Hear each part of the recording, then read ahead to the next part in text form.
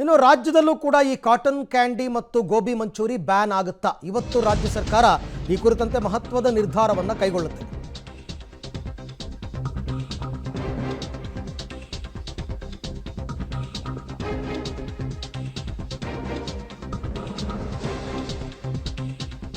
ಇವತ್ತು ಆರೋಗ್ಯ ಸಚಿವ ದಿನೇಶ್ ಗುಂಡೂರಾವ್ ಮೀಟಿಂಗ್ ಅನ್ನು ಕರೆದಿದ್ದಾರೆ.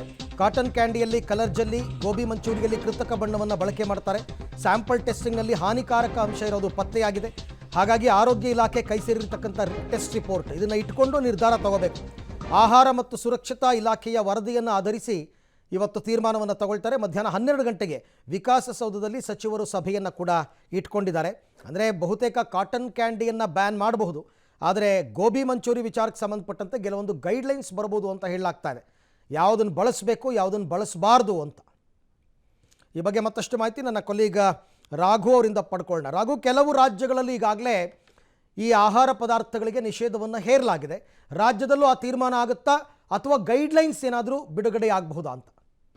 ಖಂಡಿತ ಅರವಿಂದ, ಸದ್ಯ ಈ ವಿಚಾರಕ್ಕೆ ಸಂಬಂಧಪಟ್ಟಂತೆ ಇವತ್ತು ಮಧ್ಯಾಹ್ನ 12 ಗಂಟೆಗೆ ಆರೋಗ್ಯ ಇಲಾಖೆ ಒಂದು ಮಹತ್ವದ ಸುದ್ದಿಗೋಷ್ಠಿಯನ್ನು ನಡೆಸ್ತಾ ಇದೆ. ಆರೋಗ್ಯ ಸಚಿವರ ನೇತೃತ್ವದಲ್ಲಿ ಸುದ್ದಿಗೋಷ್ಠಿ ನಡೆಯುವಂಥದ್ದು. ಪ್ರಮುಖವಾಗಿ ಈಗ ನೆರೆಯ ತಮಿಳುನಾಡು ಜೊತೆಗೆ ಅದೇ ರೀತಿ ನೆರೆಯ ಗೋವಾವನ್ನು ನೋಡೋದಾದರೆ, ಗೋವಾದಲ್ಲಿ ಈಗಾಗಲೇ ಗೋಬಿಯನ್ನು ನಿಷೇಧ ಮಾಡಲಾಗಿದೆ. ಅದೇ ರೀತಿ ತಮಿಳುನಾಡಲ್ಲಿ ಕಾಟನ್ ಕ್ಯಾಂಡಿಯನ್ನು ನಿಷೇಧ ಮಾಡಲಾಗಿದೆ.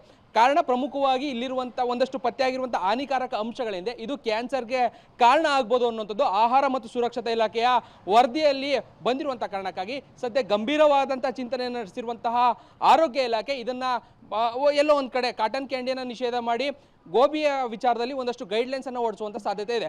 ಬಹಳ ಪ್ರಮುಖವಾಗಿ ಕಾಟನ್ ಕ್ಯಾಂಡಿಯಲ್ಲಿ ಬಹಳ ಮುಖ್ಯವಾದಂಥ ಅಂಶ ರ್ಯಾಂಡಮನ್ ಬಿ ಏನಿದೆ, ಇದು ಕ್ಯಾನ್ಸರ್ಗೆ ಬಹಳ ಪ್ರಮುಖವಾಗಿ ಕಾರಣವಾಗಬಹುದು ಅನ್ನುವಂಥ ಅಂಶವನ್ನು ವರದಿಯಲ್ಲಿ ಈಗಾಗಲೇ ಆಹಾರ ಮತ್ತು ಸುರಕ್ಷತಾ ಇಲಾಖೆ ನೀಡಿದೆ.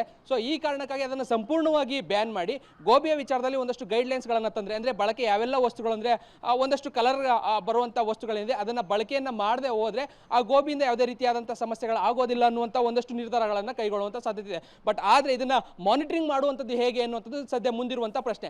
ಈ ನಿಟ್ಟಿನಲ್ಲಿ ಆರೋಗ್ಯ ಇಲಾಖೆ ಯಾವ ಕ್ರಮಗಳನ್ನು ಕೈಗೊಳ್ಳುತ್ತೆ ಅನ್ನುವಂಥದ್ದನ್ನು ನೋಡಬೇಕಿದೆ. ಪ್ರಮುಖವಾಗಿ ಇದರ ಉಲ್ಲಂಘನೆಗಳ ಆದಂಥ ಸಂದರ್ಭದಲ್ಲಿ ಅಂಥವರ ವಿರುದ್ಧ 10 ಲಕ್ಷ ದಂಡ, ಅಂದರೆ ಆಹಾರ ಸುರಕ್ಷತೆ ಕಾಯ್ದೆ ಅಡಿ 10 ಲಕ್ಷ ದಂಡವನ್ನು ವಿಧಿಸಬೇಕು ಅನ್ನುವಂಥ ನಿಟ್ಟಿನಲ್ಲಿ ಒಂದಷ್ಟು ಚಿಂತನೆಗಳಾಗಿದೆ.